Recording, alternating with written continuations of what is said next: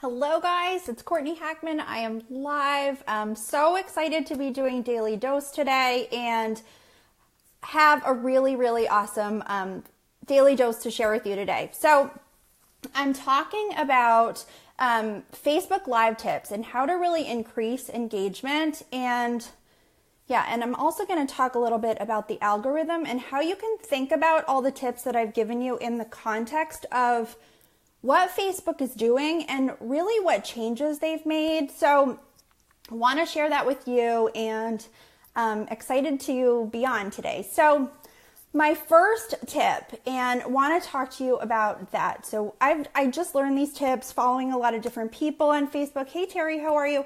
Thanks for hopping on. And wanted to share these because they're a little bit different than what you've normally heard. And hey Annalie, how are you? And want you to get like a really good concept of what I'm talking about. So the first thing, and I have 6 of them. So the first thing is your energy level, right? So here's the thing. When you press the go live button, and you may have experienced this before, when you press the go live button, right, no one's on, right? You can't see any eyes, nothing's happening, and you actually may not be as engaged as you need to be when you're actually live with an audience. Hey guys, thank you for hopping on. Hey Tom.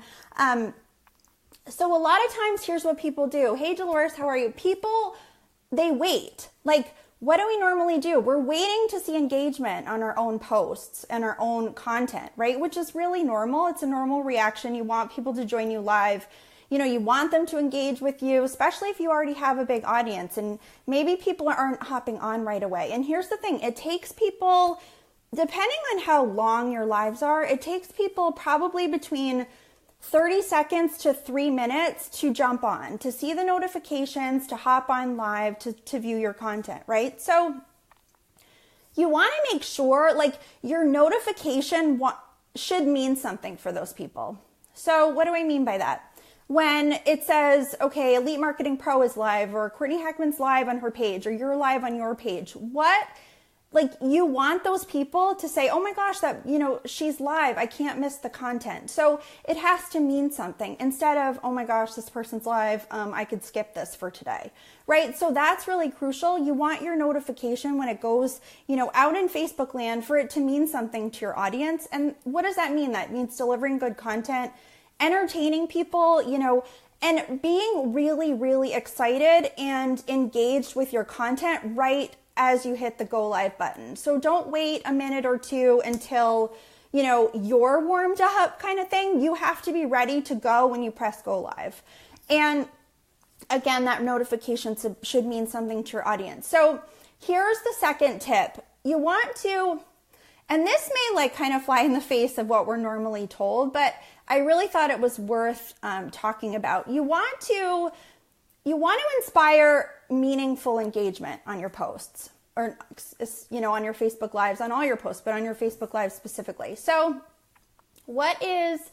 now let me know what you think in the comments. So what language do we use around Facebook Lives? We say things like, there's very specific language, right? So if you're doing Facebook Lives, you probably know this. You say, drop me a 1, or drop me a 2, or whatever you say. Or maybe we say, let me know if you're watching me live, or let me know if you're watching the replay. Okay, so it's good to warm your audience up and to get them trained on, engaging with you. That's really critical, and I'm not saying don't do that. What I'm saying is, a lot of people are using Facebook Live, and a lot of people are going live, and a lot of people are using that type of language. Me too, me included. So what I'm suggesting is that you might be able to make some minor tweaks in your language around Facebook Lives to create a lot of interest for people. Hey Carrie, thanks for hopping on. To create be original in your language is kind of what I mean. And because what's going to happen is people are going to hear that language constantly, and they might tune you out.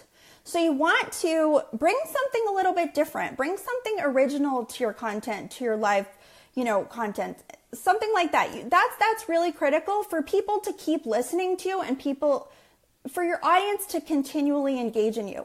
with you. If they get bored with the language you're using, they just may stop watching. So that's pretty critical. Facebook also has something called discussion mode. Let me know if you've heard of discussion mode and what it might be. So I will say this, drop me a 3 if you've heard of discussion mode or you know what it is, because I'm kind of curious if you guys know. Discussion mode is actually when the comments in your Facebook Lives are 100 characters or more. And what happens is in the algorithm, it says, it's triggering Facebook to say, okay, this person is having a meaningful conversation. Like they are engaging with the person that's live. They're probably having some kind of discussion, some kind of conversation. And what happens is because of that, you start to get more reach on your Facebook Lives as a result. So really interesting that, and here's how, and it may take some time and it may take some time to get your audience to this place, but let's say you're talking in your Facebook Live or your content about something that someone's having a challenge with, for instance. And maybe you say something like, can you drop a comment about your specific challenge? Now, normally that's not going to be 1 character long, right? It's going to be a sentence or it's going to be a few sentences. And what it does is going to trigger that discussion mode. So really critical, and you may just get more reach on your Facebook Live. So really something to think about. And then here's something that I think is really critical, and I haven't tried this, but it makes a lot of sense. So the third tip is building community around your content. So what do I mean by this? So let's say, and drop me a 4 if you are doing this. I'm curious to know if you're doing something like this, where let's say you have a word of the day, or you have a color of the day, or maybe you use a filter a day or something like that. Filters are fun and, get visual attention on Facebook, really a good thing to be using on the platform. But let's say you and your audience had a filter of the day, or maybe you even have like some type of hashtag that is in line with your branding. So I can't think of a specific example right now, but something that's very specific to you that nobody else has. So what are you doing? You're creating originality. You're creating just, something around you that's not only branding yourself, but that's also just creating a lot of interest for people. Now that's really, really critical. And here's another thing I'll say. Now, most people watching probably have like a best friend or, a spouse or something like that. And you probably maybe you have like a thing with that person, right? So maybe it's a favorite movie or a favorite song or something like that. And I want you to think about something that you might be able to create with your audience and in the culture that you're creating to really kind of have a thing with your audience, right? So what does that do? It creates some interest. Maybe it's like every time you go live, it's like the secret handshake and they have to drop an emoji that, is related to a handshake or something like that. Think of something creative that will get people excited about wanting to watch you live. It's not just that you're going live to, explain another topic or something like that, but something that's creating that general interest for people really, really can go a long way. Okay, and now number 4 is pretty basic, but want to talk about it. And I've seen most people do this. Have a description of your live. Now, I've actually seen some people do this, and I've actually done it myself, rarely, but I've done it, which is to go live without a description. And here's what's going to happen.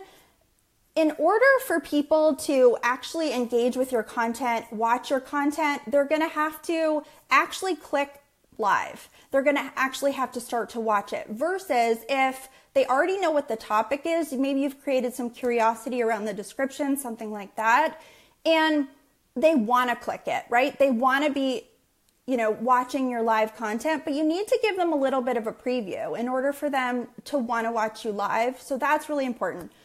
And then I actually was talking to someone in the Elite Marketing Pro community about this, which is I recommend, and this is tip number 5, I recommend not to drop links in your description of your Facebook Live, because what is happening, and I'm going to talk a little bit generally about the algorithm at the end and how you want to think of the context of what you're doing on the platform. But when you leave a link in the description, it's actually triggering Facebook. There's actually a certain type of post called a link post, and it's actually triggering Facebook to give that post or that Facebook Live less reach. And why is it doing that? Because Facebook's goal, or part of their goal, is to keep people on the platform as long as possible. So if you're sending them for a link to a webinar, a link to a capture page, a link to a blog, anything like that, you're taking them away from Facebook, and Facebook doesn't like that. So here's what I suggest instead. Oh, and don't do this either. Don't put the link in the very first comment, because there's actually an algorithm. Part of the algorithm suggests that that person has gone live, and then they put a comment or a link in the first comment. So don't do that. I suggest going live, finishing the live, and then actually editing the Facebook Live afterwards. And you can say something in the live like, oh, I'm going to put a description in the comment section, something like that. And then after the live is over, after it's loaded all of the comments from your audience, then put the link in and have it not be the first link or the first comment. And that will help with reach if you're trying to get a link out there and you need to promote something, but you don't necessarily, I wouldn't put it in the description. Okay, and I actually tested this last week and when I was promoting something and had this very problem. So really important to think about that. And here's the last thing I will say, and I didn't really think about this, but it's really interesting. So you want to create some urgency for your audience. So let's say you go live and you tell your audience, okay, you better join me live within the first 24 hours because this post is going away. So what can you do? So literally you go live, you give the content, obviously, and then after 24 hours, and maybe you keep posting and you say, okay, you guys have 12 hours left, you have 6 hours left, you have 1 hour left to view the live content. And then what you do is you just change the setting on the Facebook Live to say, the only me setting, whereas only you can view the content. So basically, the audience has a certain amount of time to watch your content, and then it's gone. And what's it doing? It's creating scarcity. It's creating interest. It's saying, oh my gosh, the content is going to be gone. It's just not just there for me to view anytime I want to view it. So really, really important. And it kind of it builds you up as an authority in your space. And oh my gosh, her content's going away. Why is it going away? So really, really a way to get your views up. And and then I want to talk. So that's all 6 tips. And then want to talk in general, just for a few minutes, about what all those tips kind of mean. If you think about it in more general terms, what's happening with Facebook? What are they transitioning towards? What are they transitioning away from? And I've noticed these micro changes, and it really, really important and crucial to keep up with what's happening. So they're kind of deprioritizing fan pages a little bit. I mean, you can still get reach on fan pages, but here's what groups and community-based content is where the platform is headed. So when I'm talking about creating a thing with your audience or creating culture around something, or creating a color of the day, a filter of the day, all of those things, the commenting, the discussion mode in the comments, what is that going towards? And here's what I want to say. Whenever you're posting, you always want to think about the goal of Facebook and what they're trying to accomplish, which is to bring the world closer together, to connect people, to have meaningful relationships with people, to have communities of people. And you want to have that inform all of your marketing.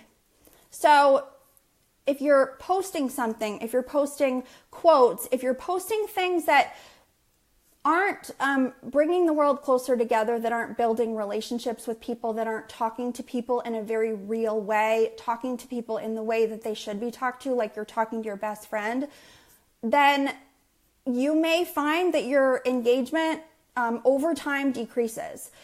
The thing is, the algorithm is here to help you, but the algorithm needs you to help it, if that makes sense, which means that meaningful content will get the reach, and content that is not as meaningful just will not. And really important to understand like the underlying, like where Facebook is going, what their goals are, what they want people to use the platform to do, which is build culture, build community, build all of that. So I hope, guys, this was helpful for you. I am going to hop off in a minute, but I hope you have an awesome Monday, and I will talk to you next time I'm on. Bye.